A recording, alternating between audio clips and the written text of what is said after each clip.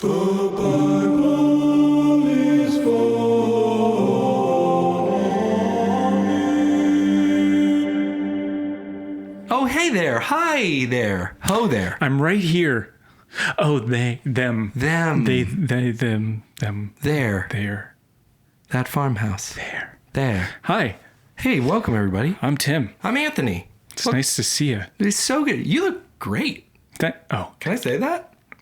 You too. You can't say it with the You too. eyeball, like, undressing you just did. That's sick. You Listen, need to report to your wife and take a cold shower. I think they look great. And I think someone needs to tell them. If nobody told you today, I think you look great. You can't do it with that lustful look in your eye. If there's anything we've learned the only look I've from got. Christian movies, it's don't be lustful. That's the only thing to take away. Purity, man. Lustfulness. Number one. Hashtag. Well, this is actually the number sign. You were using it for number sign in that case. Yeah. I think it's going to come back as a number sign because Instagram officially put the kibosh on hashtags. So wow, the number sign is going to make a return. I'm so glad you're up on that. Info. Speaking of things I'm up on, I want to talk about something today that's been on my mind and on my heart and on my spirit. Ah, jeez. Just listen to you cry again. Every week it seems. Let me start with this. Before every podcast, there's a crying session. Yeah. That's what we here at the Bible is Funny podcast encourage emotional vulnerability. More like the cry bowl is funny. Sorry. It worked. It worked for me anyway. Let me start this story here. I still listen to the radio. I know that's weird. I get told that's weird, that most people are plugging their phone in and they're not doing the radio. Who's plugging their phone in anymore? The FM. You're like several iterations. I crank up my car on the side. Yeah, that was a lot of dated technology. I'm already starting off with. Yeah, you unplug the auxiliary cord from your iPod. I put the tape in, right, and it has a cord. That goes directly in the aux port. No, I listen to the radio still. I do my radio presets. When you listen to football on the radio, I do. I will listen to football. I know. And baseball on the radio. I don't mind that at all. That's too much. Go on. Carry on. Okay, so what I have, and I know people feel some type of way, people in this room included, I have a country radio preset that I will work through. I have 6. I have like an alt rock. Yeah, you don't have to go into it. And country's one of them. And this song keeps coming on, and it gets me every time. It makes me feel some type of way. And it's this singer. I don't even know this person's name. And he's singing about, the song is like, as soon as I get out here on the outskirts. I don't like to sing on this podcast. A lot of people know. As soon as I get out on the outskirts. That's the song. And the guy's singing, and it's like the point of the song is this. Is like, when I get to this part of town, I remember our relationship and I miss you. Oh, I was like, I start drinking because there's no cops out here. That might be I ain't getting pulled over. You can do whatever you want. But it's this song, as soon as I get out of the outskirts, and he's singing the song, and he's like, I'm just thinking about the life that could have been with this former relationship. And which is fine. And then there's a part of the song where he's like, if I had chosen this life, this is the context. If I had chosen this life, things would be different. And he sings this. I wouldn't be sitting here in this condo hanging out with Haley from Toronto. And then he goes on. And every time I hear it, I'm like, what a stray that Haley from Toronto took there. Like, is that her fault? Why are you specifically calling out Haley from Toronto when she's just living her life? How do you know it's a she? I think it's a... Isn't there like Haley? Is there like a Haley Joel Osment or something? I thought that was a she. Is it a she? Is that not? I was pretty dude. sure it's a she. I don't know. Why am I hanging out with Haley? I wouldn't be... He's just like, I wouldn't be sitting in this condo hanging out with Haley from Toronto. And maybe because I am married to a Canadian-born woman, I'm a little extra sensitive to it. But every time this song comes on, and I'm like, oh, it's a good song. Yeah. Then we get to that part, and I'm like... What did she do? What? All she did was, all the information I have on Haley is that she's just in a relationship with you. You bought the condo, Michael Scott. I don't know why you bought a condo. You don't have, nobody twisted your arm to buy a condo. Again, it could be Haley Joel Osment, who's the kid from Sixth Sense. It's a dude. That is a boy. Yeah. Well, he's a grown man now. Well, he wasn't since. Right. That was a long, I think he was dead in that long movie. time ago. He wasn't dead. It was Bruce Willis that was dead. Spoiler alert. Jeez. You didn't even know his name. No, I had no idea. I thought that was. No. Okay. You're thinking of the girl from Paramore. That's Haley Williams. Yeah, I remember her. That's a girl. That is a girl. No, I was thinking of the boy from Boy Meets World. No, dog. Like another, like, there was that era where the youth actors, man, they were like doing all kinds of work. It doesn't matter. My point is the song could be about a dude named Haley. And in which case, if I'm hanging out with a dude in Toronto that I don't really know, I'm good. I'd rather be hanging out with Edge and Bono or something. That's who he would be hanging out with if he had chosen the other life. There's also, it reminds me of the Garth Brooks song. Which one? From back farther in the day. Could also be played on that country radio station. What is the song? I think it's Garth Brooks, but it's Thank God for Unanswered Prayers. Because he's in a relationship now that he loves, and he prayed to God to stay in the other relationship. But now he's not in it. And now he's thanking God for the unanswered prayers.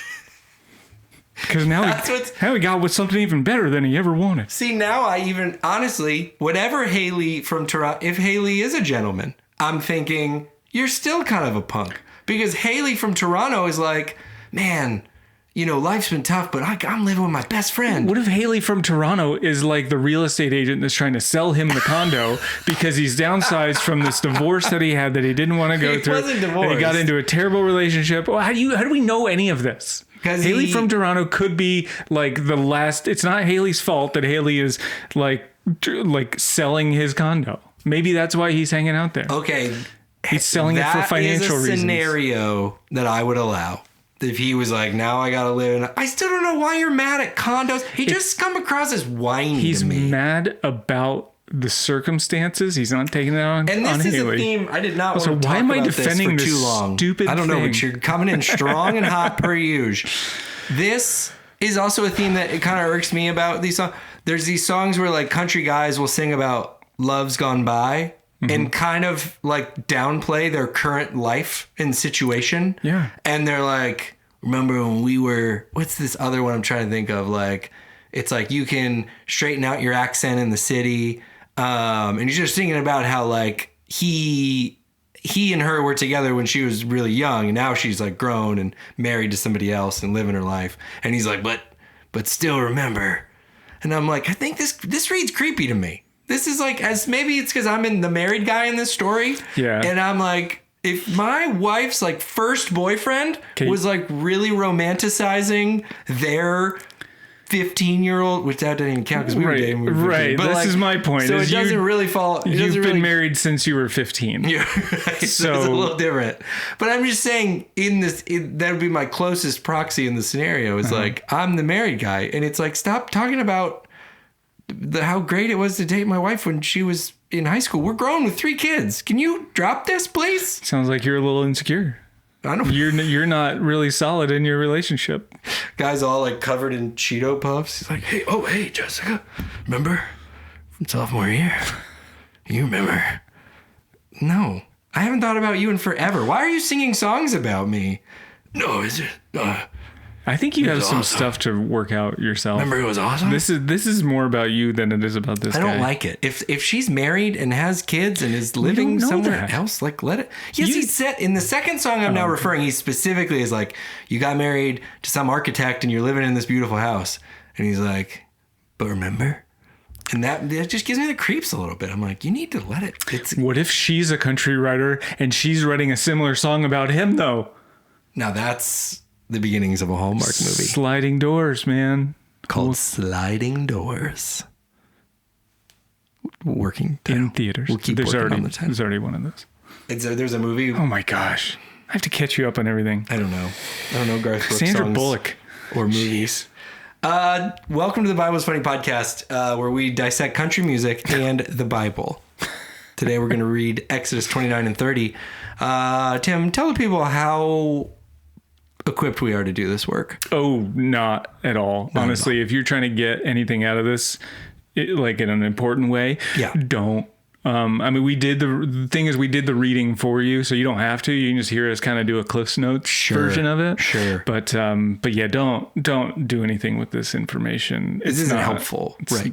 No, this is like when they put you get a little floaty in your pool you take out to the beach or whatever, and it's like, yeah, this thing floats. It is not a flotational device. Do not rely on this thing for anything. That's what we are. We're floaties. We're a little donut. We're a little ring that's got a little Homer Simpson donut painted on it. Yeah, as a bite out of it. Mm-hmm. Don't rely on it. And you look at it in a pool, and it makes the pool seem more fun. Mm-hmm. But it might kill you. It would. I love that word picture for our podcast. Yeah, our legal team makes us put that warning label on it. We are not a flotation device. That's fantastic, Tim. Thank you. We're going to dive right in here to Exodus 29 and 30. And by dive right in, I mean we're 15 minutes into the podcast already. Hey, while we start this, before I actually do the thing Good again. Lord, just get to it.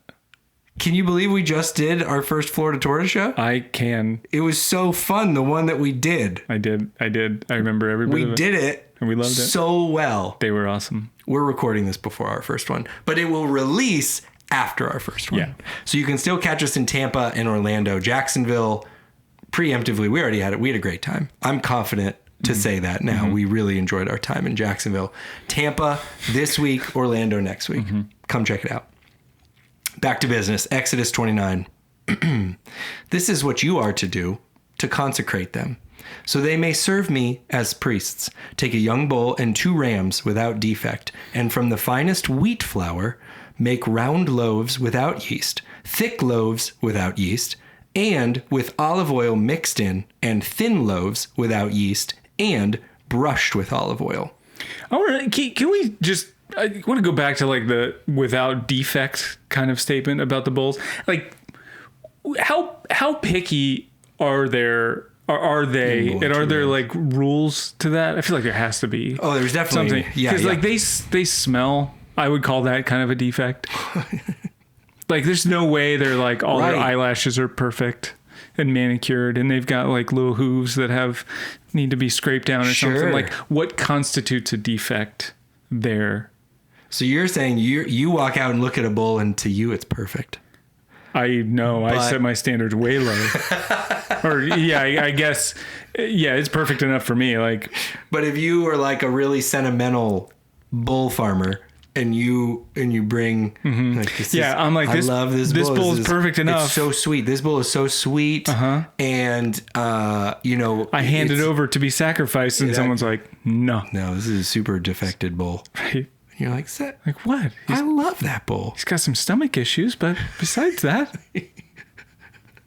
like, sure, this bull looks great, but its personality's terrible. Seems like a defect to me. Put them in a basket and present them along with the bull and the 2 rams. Yeah, there has to be like an objective measurement. And this is where, and people with like bovine creatures, horse creatures, they're funny about this stuff. Recently, I took my kids to a horse barn, and I was like, how tall is this horse? This was like huge. This was like one of those horses you were like, this is a mythical creature. This thing is 17 hands. Huge. 17 hands.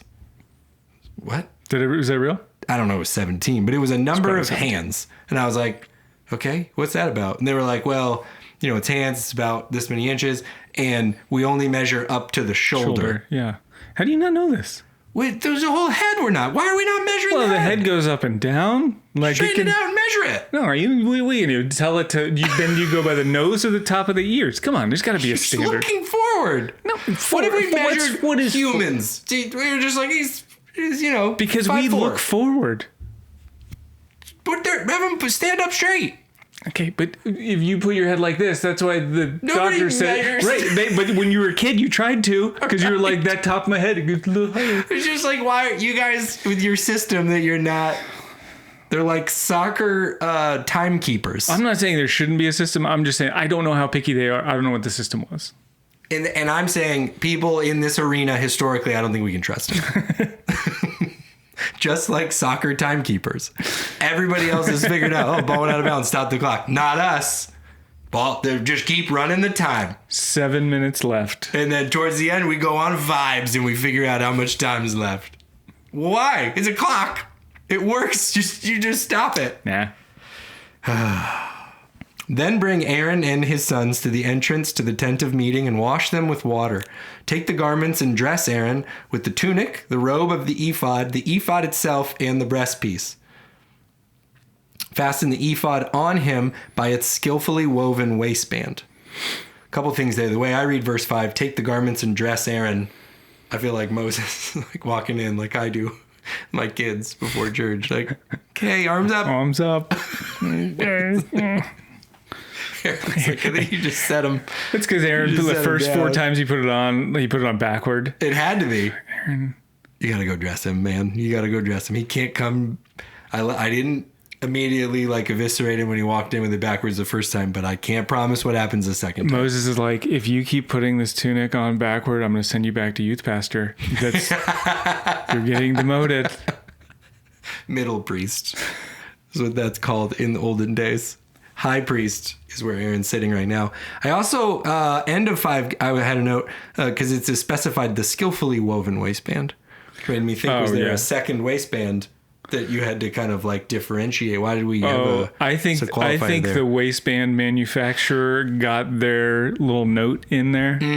Like, definitely. Like, they saw what was being prepared, like, scratched, and then they went like, no, let me just tuck in one little word, skillfully woven. I mean, it was just so we know which waistband.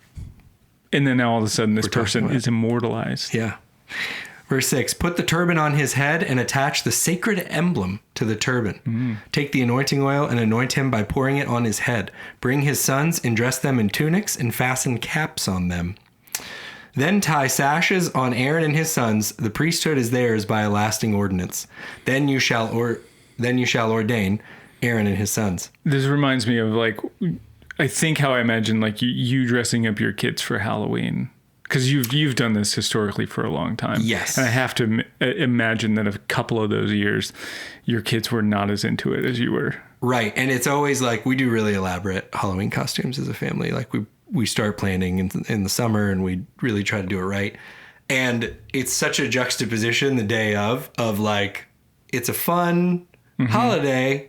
We have put some time into some costumes that we need you guys to wear. And you better pose for this and picture. You need to get a picture done. Or mom's going to lose it. And everybody's like they just want to go get candy, obviously. So what we have learned is, I'm going to give a trade secret. You're going to do pictures the day before. We do pictures the day before. We do the pictures the day before. I don't know if that's going to be disappointing to some viewers, but we just... No, it's fine. You get them dressed, and we do this on the first day of school, guys. I can't recommend it strong enough. You put them in whatever their first day of school thing is. You take that picture the day before. Oh, yeah. And then the day of the first day of school, when they're like trying to go to school, and you're like trying to get out the door, and you're like, wait, let me get a picture before you go. It's done. Get it done. Do your Halloween. I did think that, though. My angle was when it's cold. You know, when you're getting everybody out ready to go out in the cold. And you're like, all right, jacket, and you get your hat, and you do your thing. Okay, you turn around. Especially for me, because I'm from Florida. And if I'm in that situation, I'm learning how the cold clothes go on in real time. And then I turn around and I do the other one, and the beanie's off, and the gloves are on the side. And you're like, forget it. Same thing with Aaron's kids. Just forget it. Bring the bull to the front of the tent of meeting, and Aaron and his sons shall lay their hands on its head. I think if you're a bull at this point, you're like, cool, I'm a rock star. Now what? Yeah. I'm without defect. Cool. I was just up front for everybody. Deemed perfect. You guys gonna pray over me? Awesome. Now what? Verse 11, slaughter it in the Lord's presence at the entrance to the tent of meeting. Never mind. It's quite a juxtaposition. It's quite a juxtaposition. I don't know. It's not denoted here when Aaron and his sons can take their hands off. And that's concerning to me. Whee! Like, gosh, can I let go now?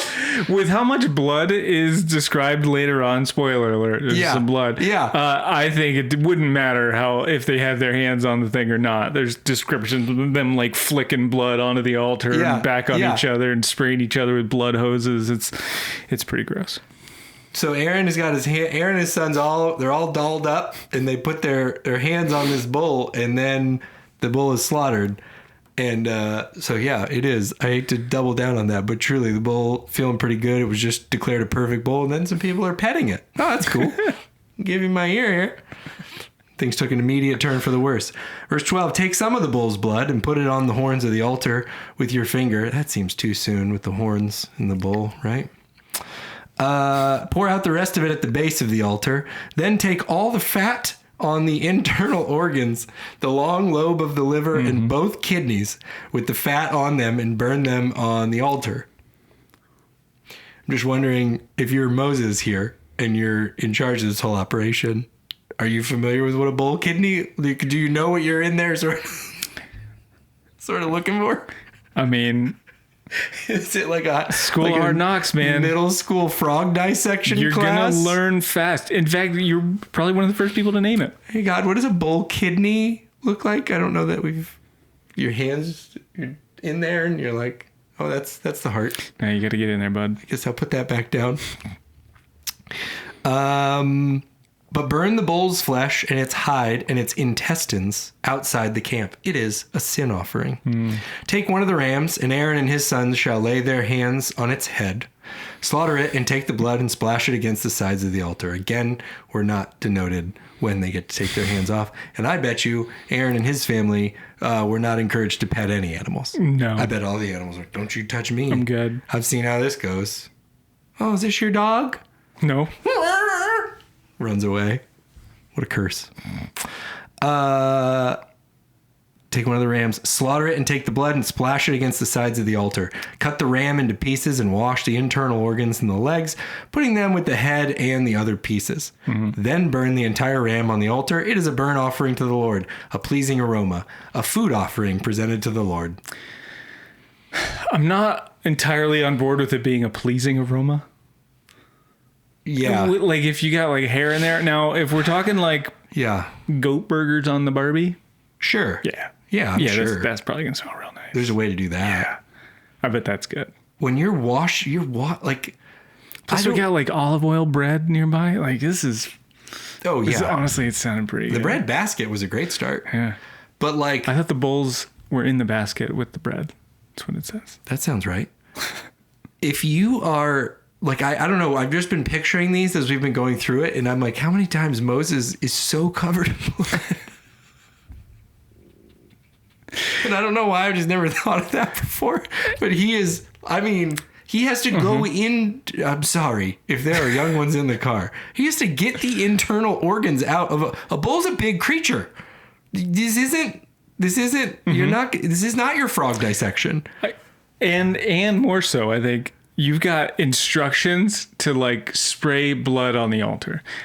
I imagine you make one cut. This bull's probably spraying all over the place anyway. That altar you don't need to fling anything. We got blood spraying all over the place. I just had the image of him, Ace Ventura Pet Detective style, with the kidney coming out of the bowl. I got it. I picture a plumber with a plumber like spraying with a leak that's sprung, and now all of a sudden we're just the whole people are there for this ordination. They're like, I'm sorry, everyone who's listening and just imagining, but we had to do the same thing, and it's the Bible. Verse 19: take the other ram, and Aaron and his sons shall lay their hands on its head, slaughter it, take some of its blood, and put it on the lobes of the right ears of Aaron and his sons. Wet Willie. Gotcha. It's disgusting. On the lobes of the right ears of Aaron and his sons, on the thumbs of their right hands, and on the big toes of their right feet. Which again, this is where we've said this before, a lot of Bible reading plans go to stop. Because we carry on. You're going This is quite a scene. Oh, but you know, there's some like Southern evangelical pastor that's making a point about this. Somebody's like, somewhere, I want to be ordained at this, like, you know, church in major American city, but I want it done the right way. I want you to play this little piggy with my toes and your hands covered in bull's blood. And this will be my life verse. Then splash blood against the sides of the altar, and take some blood from the altar and some of the anointing oil, and sprinkle it on Aaron and his garments, and on his sons and their garments. Then he and his sons and their garments will be consecrated. That is so funny. I really didn't think about that, but yeah, there's just you just imagine like blood everywhere, and then you're like, oh, let me do your shirt. Miss the spot. It was already there. Thanks. And nowadays we use Tide sticks as our consecration tool. So yeah, you need to be clean. Well, if you get the consecrated formula, then you want to water it down because it's really intense. Take from this ram the fat tail, the fat on the internal organs, the long lobe of the liver, both kidneys with the fat on them, and the right thigh. This is the ram for the ordination. Give me that fat old tail. So I looked this up because I thought the fat tail, that's funny. And they kind of got fat tails. I assumed all tails were sort of like dog tails. A sheep, a ram, they got kind of fat tails. Yeah. I mean, I've seen them. I don't know what they're made of. Because in my head I was like... That was like a tendon. I thought this is like just a word that was translated and it meant something else. You know what I mean? Uh-huh. Like the buttocks or something. And it's like, no, it said fat old ram tail. It's like, if you're going to consecrate this ram, you're going to weight shame it first. I don't think it's cool to talk about anybody's tail like that. This bull is perfect. Let it pass. Oh, is this the fat ram we were looking for? Old fatso. Get on up here. You old day 3 body with your day 1 dreams. Get up there. Give me that fat tail.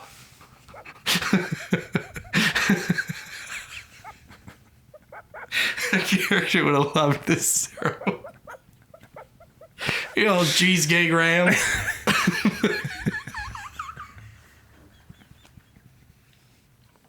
did the ram do to deserve this? I was perfect a second ago. I was chosen. Why you gotta pick on my tail? Perfect. You said by rule making I was perfect. I'm gonna be so insecure in my last moments. From the basket of bread made without yeast, which is before the Lord, take 1 round loaf, 1 thick loaf with olive oil mixed in, and 1 thin loaf.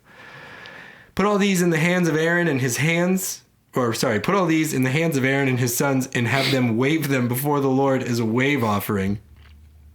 This was another one of this was an image. This just seems like a lot of bread that you're holding, and then also waving it in the air. I think it's stacked, and I think this is like the first. Oh, it's essentially 11. Yeah. Is this right. like the first Impossible burger? Because it's like an impossible. Like, how did you do that without any yeast? Yeah. I'm like, well, it's impossible, isn't it?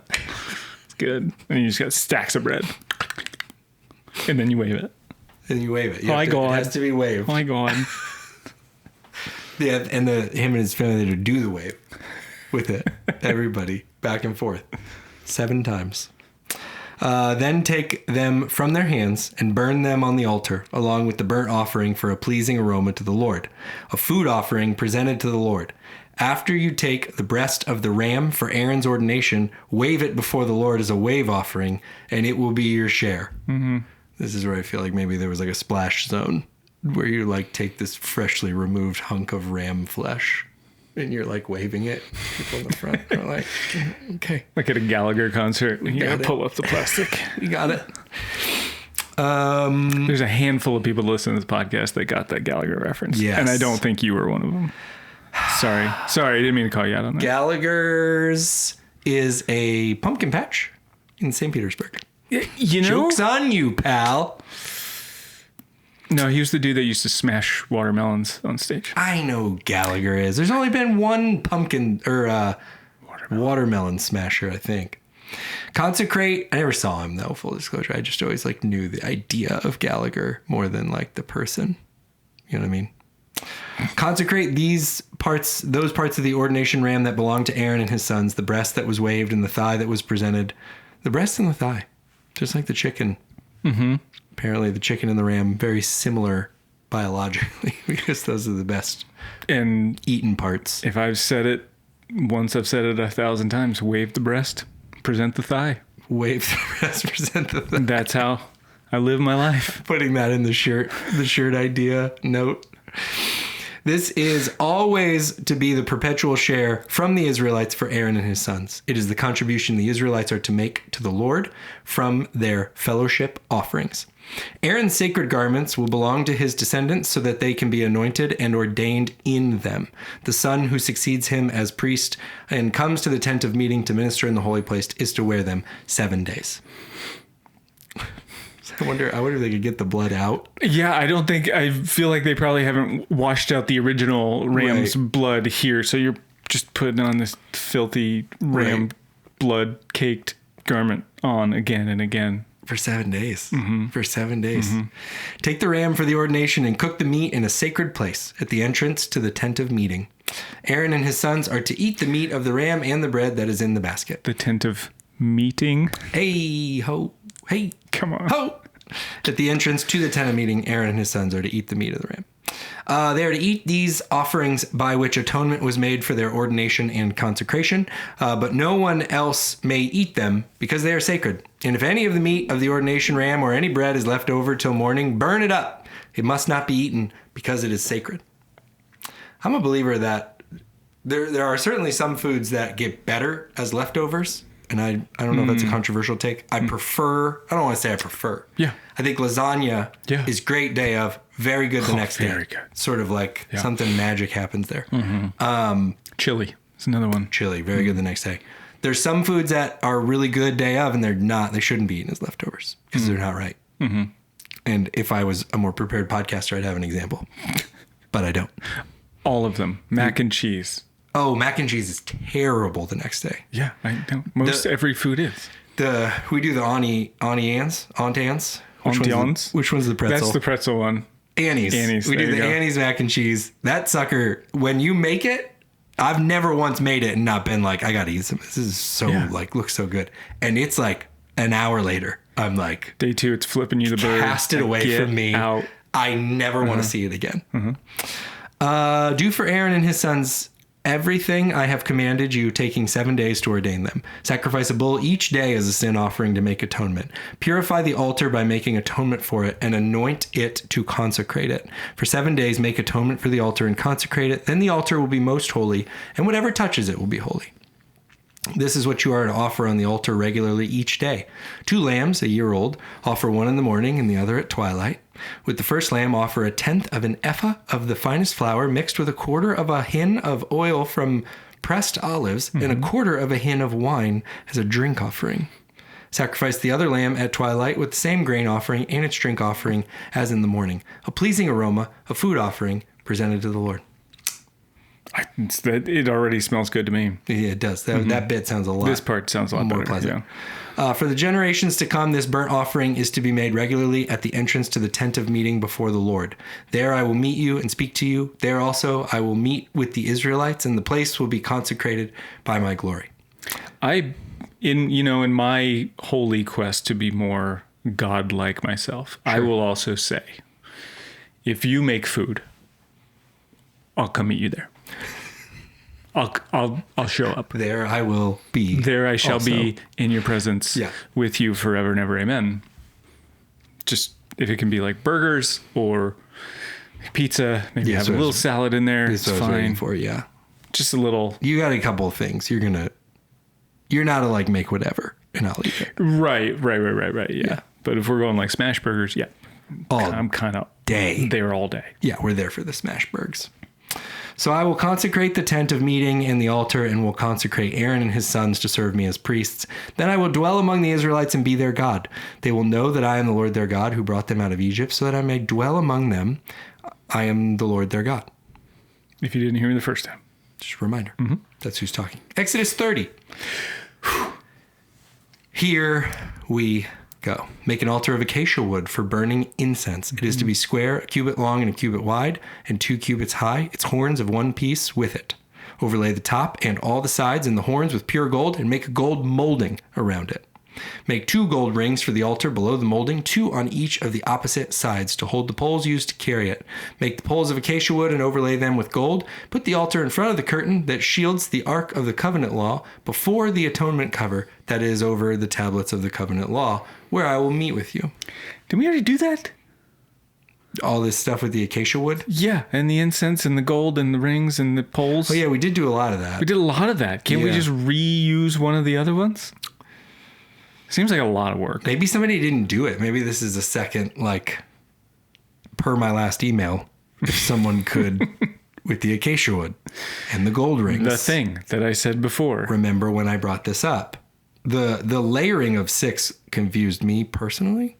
I'm sure there's a great Beth Moore Bible study on this that unpacks it in like with a accompanied graphic. But when you put the curtain that shields the ark before the cover that is over the tablets, I wasn't sure. Yeah. I wasn't sure what to picture in my head. Kind of reminded me of like when I close my grill and I have all the cover, and then I have the cover, and then I have the soft cover for the rain.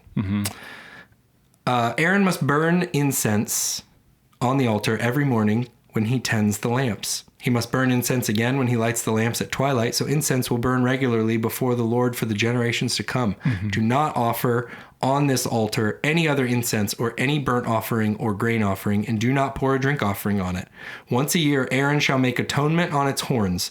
This annual atonement must be made with the blood of the atoning sin offering for the generations to come. It is most holy to the Lord. Yeah, and Aaron hasn't washed his ephod in several offering sessions, so we're going to want to burn a lot of incense. Cover that up.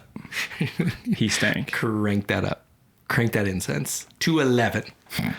Atonement money. Then the Lord said to Moses, when you take a census of the Israelites to count them, each one must pay the Lord a ransom for his life at the time he is counted. Then no plague will come on them when you number them. Each one... That's just so paying to stay alive. Okay. so funny. Okay. The word plague is still probably really triggering for everybody. And so you just sort of toss it out there. No plague if you just drop that in the bucket when you walk by. Each one who crosses over to the, I wonder if there was there's like a customer service situation where it's like, I got sick like 2 days later. Okay, but you didn't get plague sick, is what we're saying. I literally have boils. Yeah, but we were getting boils before. Yeah, where were you? Were you out in the woods? Is it poison ivy? Because it's not like it's not a plague if just you get it. I'm saying you have a frog in your house. I had these, it's not a plague. These jars of water in my house, and they turned into blood. Just your house? But did all the water turn into blood? Okay, that's a curse, not a plague. That's a different thing. Totally different. It's a different What'd you thing. do? You probably brought that on. I gotta say, still, I'm not seeing evidence of a plague. It's like the insurance adjuster. I'm sorry, you said a plague happened here. Yeah, all my livestock died. Just yours? Okay, but this fat ram is still alive. He just has a fat tail. Each one who crosses over to those already counted is to give a half shekel according to the sanctuary shekel, which weighs 20 gerahs. This half shekel is an offering to the Lord. All who cross over, those 20 years old or more, are to give an offering to the Lord. The rich are not to give more than a half shekel, and the poor are not to give less. When you make the offering to the Lord to atone for your lives, receive. Go ahead. Like a life tax seems just more scary than an income tax. Like you get taxed on whether you're alive. That's a thing. But it also sounds like something I'd be willing to pay for again next year. It's fine. I'm good. If I just go ahead and prepay my life tax for next year, is that cool? Then we're good? I can do that. It's like the week before, like, oh, that's Thursday? I wish I didn't have to pay that.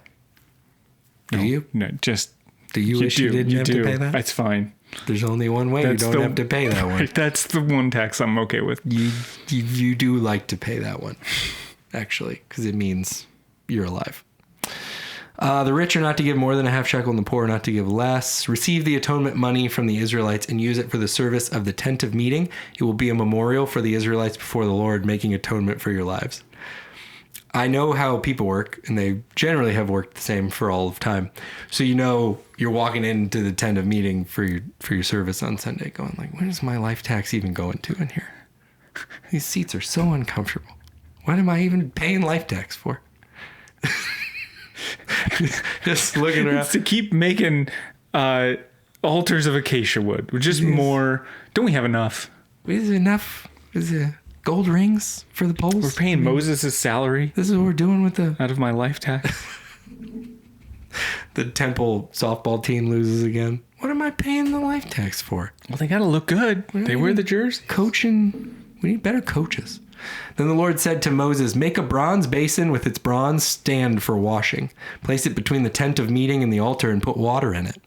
Aaron and his sons are to wash their hands and feet with water from it. Whenever they enter the tent of meeting, they shall wash with water so that they will not die. Also, when they approach the altar to minister by presenting a food offering to the Lord, they shall wash their hands and feet so that they will not die. This is to be a lasting ordinance for Aaron and his descendants for the generations to come." Once again, like the price to pay seems pretty steep considering the crime that's at play here. But what it does, like this priest, it makes me think the priesting thing is a pretty dangerous job back in the day. At the end of the day, and it's like the Alaskan crab fishermen of now. Yeah. Like this was the most dangerous job because you mess up one thing. You don't make enough bell noises when you walk into the tabernacle. You forget to wash your ephod, and now that's it. You're unalived. Right on the line. And I also wonder if there's a bit of Aaron going like, "Well, maybe I wouldn't have to wash my feet if Moses didn't put blood all over me." just on my toe. It wouldn't even come off my big right toe. earlobe. I wouldn't have to wash my feet so hard. Yeah, wash your hands and your feet before you go in there. Really not one of my brightest moments. It's describes this thing on a basin stand. It's bronze stand. It's a basin. And I was like, yeah, that makes sense for your hands, but how are you going to get your feet up there? And I was had a moment, and then I was like, oh, you're probably bringing the water down. Yeah. I got there. I did get there. Anointing oil. Then the Lord said to Moses, "Take the following fine spices, 500 shekels of liquid myrrh, half as much, that is 250 shekels." Maybe an indication there that Moses not great at math. That is in there. I did not add that. It is verse 23. Half of 500, and he's stares. Or maybe if Moses did write this book, which obviously we don't know for sure. I do. If you were there along with everybody else in my family. What if Moses puts that in there and he's just kind of showing off, just so you know, I did the math. Have a 500. That's 250. About 250. It's cool. I know math. They don't even have an abacus yet. It's not a huge deal, but it's whatever. It's fine. I just did it. I take the 50 and I move the tens places and I take that out. And I know 50 divided by 2 is 25. Everybody knows that. It's and I add quarters. the zero back in. Because of the quarters. It's fine. Take the following spices, 50 shekels, 500 shekels of liquid myrrh, half as much, that is 250 shekels, of fragrant cinnamon, 250 shekels of fragrant calamus, 500 shekels of cassia, all according to the sanctuary shekel, and a hin of olive oil. Make these into a sacred anointing oil, a fragrant blend, the work of a perfumer. It will be the sacred anointing oil. Then ye shall call these oils essential. Yes. And make the rich tribesmen pay 10 times what they're truly worth, and their wives shall be eternally happy. And then you mix 2 of these essential oils. You take the... Then you get someone else below you to sell these oils. And then you take part of their profit. And then they get other people to sell their oils. And they take a part of their profit, but then you take a part of their profit. And now we've built the pyramids. That's right. I know you guys were building pyramids in Egypt. These are different pyramids. These are different pyramids. These are way more fun. These are kind of everybody wins pyramids. there's someone at the top of the pyramid still. I can see that. It's not Pharaoh. It's not. But it's not Pharaoh this time. You take the cardamom and the cinnamon and you call that oil. You put them together and you call that oil joy. This one's called breathe your nose. Breathe. Make these into a sacred anointing oil, a fragrant blend, the work of a perfumer. It will be the sacred anointing oil. Then use it to anoint the tent of meeting, the ark of the covenant law, the table and all its articles, the lampstand and its accessories, the altar of incense, the altar of burnt offering and all its utensils, and the basin with its stand. You shall consecrate them so they will be most holy, and whatever touches them will be holy. If you didn't spray so much blood and everything, you wouldn't have to oil everything up and clean it up. I'm just saying. Yeah, just saying. I hope that the consecration rules are not the same for everything, because to consecrate the priests was a week of blood and guts. And if you've got to do that for also the water basin, there's a lot of bulls. Anoint Aaron and his sons and consecrate them so they may serve me as priests. Say to the Israelites, this is to be my sacred anointing oil for the generations to come. Do not pour it on anyone else's body, and do not make any other oil using the same formula. It is sacred, and you are to consider it sacred. Whoever makes perfume like it and puts it on anyone other than a priest must be cut off from their people. This is proprietary oil. This is the Dr. Pepper formula here. This is the first, and it can't be Dr. Pepper, right? No. 32 flavors or something in there, right? Yeah, proprietary, trademarked. Do not be making this perfume. You're like, Aaron smells so good at church today. Don't even think about it. I just used a little cinnamon. It's just similar. Then the Lord said to Moses, take fragrant spices, gum resin, onycha, and galbanum, and pure frankincense, all in equal amounts, and make a fragrant blend of incense, the work of a perfumer. It is to be salted and pure and sacred. Grind some of it to powder and place it in front of the ark of the covenant law in the tent of meeting where I will meet with you. It shall be most holy to you. Do not make any incense with this formula for yourselves. Consider it holy to the Lord. And whoever makes incense like it to enjoy its fragrance must be cut off from their people. I like that it's specified in 38. Whoever makes incense like it to enjoy its fragrance. Really got you leaning. I'm like, oh yeah, if you like the smell. That's an option. Then why don't you get out of town and never come back? And it's the end of the chapter. It reminds me of we had at our old church up in Nashville, we had communion bread that was homemade. Somebody stumbled across this recipe or something. It was delicious. And so after we did communion every week, and after communion and after the service was done, you would see just kids rush up to the front to go grab all the extra bread. And I always thought there's something weird about that all the kids are fighting over the communion bread. Because I was big enough to just take it from them. And so that was weird that they had to fight. That's always weird to you, right? Yeah, that part. Yeah, we are at the end. I like these last two segments because there's something about, I think we need to do this more. I think you would enjoy things more if you kept them in a place. The scarcity of it is interesting, and I'll give you my example. My sister, when I was younger, she kept those popsicles that were just like a fluorescent color. Oh yeah. And you cut the top off them, and I would just house them at her house. I would just I don't know why. She lived in an apartment that was close. I would help babysit and stuff, and I'd go over and I'd just crush these popsicles. So my mom was like, oh, I didn't buy the popsicles. I'm here. And I was like, no, this isn't right. No. They shouldn't be here.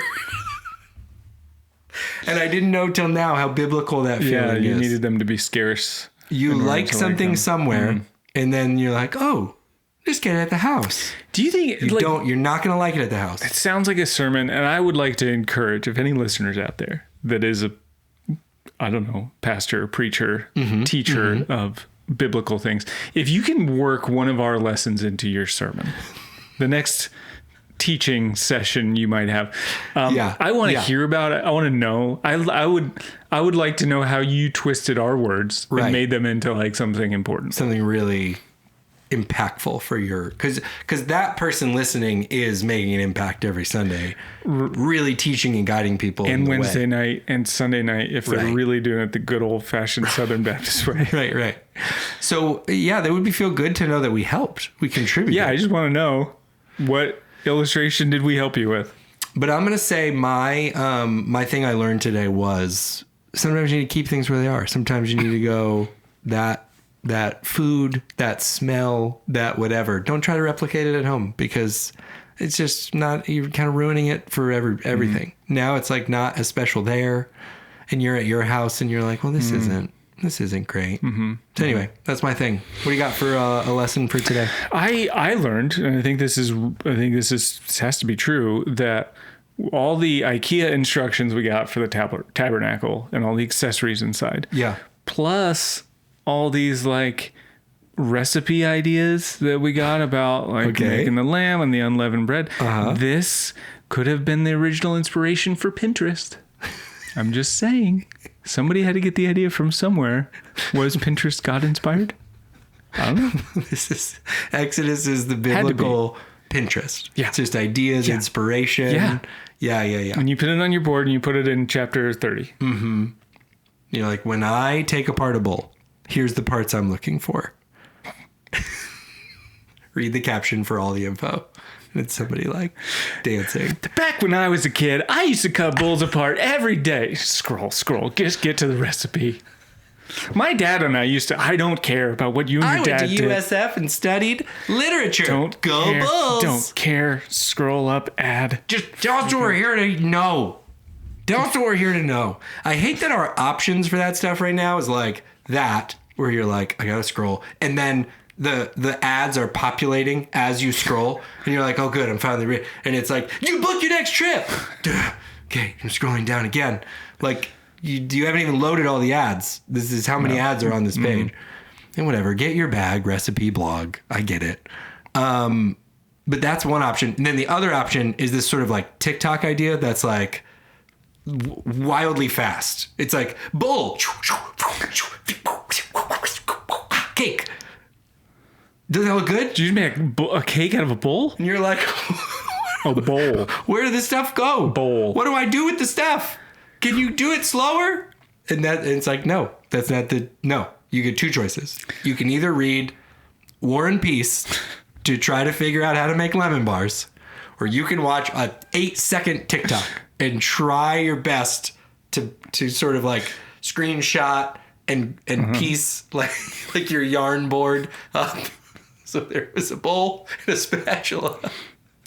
What was the oven set to? I couldn't see.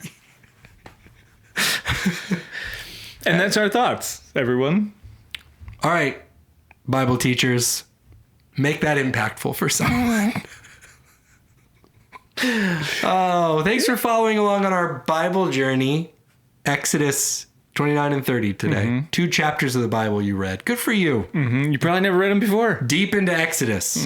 Probably didn't realize how much bull blood had to go on the ears before people were doing pastor stuff back in the day.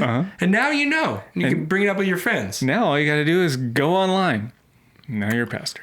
People... But when you go online, I want you to look for somebody that does it the right way. I want you to be ordained and consecrated in the full experience. Full blood fashion for 7 days. Full blood. Oh, it'd be fun for your family to fly into town, you know? Be there for it. Just as long as they get ponchos. So they don't get their stuff dirty. Okay, listen, we love you so much. If you were not able to make it to Jacksonville and you can come to Tampa, Orlando, we'd love to see you. FloridaTorta.com. You can still get tickets. I think Tampa's running a little low, but I think you can still get tickets. So go check it out. And we love you so much. Tim, any final thoughts? Anything I said my final thoughts. Yeah, I'm done. Over. I'm over. All right. Well, we'll see you again real soon. Maybe in person. Okay. Love you. Bye.